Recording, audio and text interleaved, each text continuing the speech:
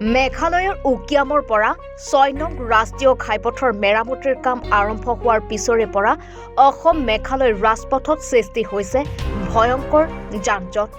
অভিযোগ অনুসৰি মেৰামতিৰ কাম অতি মন্থৰ গতিত হোৱাৰ বাবে সৃষ্টি হৈছে ভয়ংকৰ যান-জঁট। মেৰামতিৰ কামৰ বাবে মেঘালয় অংশত সদায় ওৱান ৱেৰ ব্যৱস্থা কৰা হৈছে।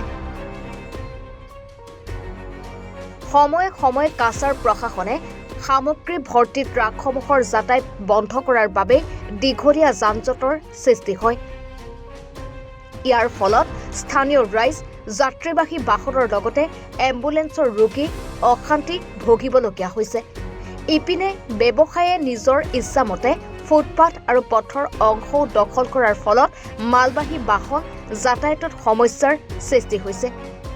মিজোৰাম, ত্ৰিপুৰা আৰু মণিপুৰৰ লগতে বৰাক উপত্যকাৰ ৰাজপথৰ প্ৰৱেশদ্বাৰ কালাইনত সন্ধিয়াৰে পৰা নিশালৈ স্থানীয় বালাচৰা, নুনচুৰি আৰু কালাইন নদীৰ শিলৰ খনিলৈ শতাধিক শিলভৰ্তি ট্ৰাক একেলগে আহি যান-জঁটৰ সৃষ্টি কৰে। ফলত যাত্ৰীসকলৰ মূল্যৱান সময় অপচয় হোৱাৰ লগতে স্থানীয় ৰাইজে দুৰ্ভোগ ভুগিবলগীয়া হয়। কাটিগড়ৰ পৰা পাৰ্থ সাৰথীৰ ৰিপৰ্ট, এনি ভাৰত 24।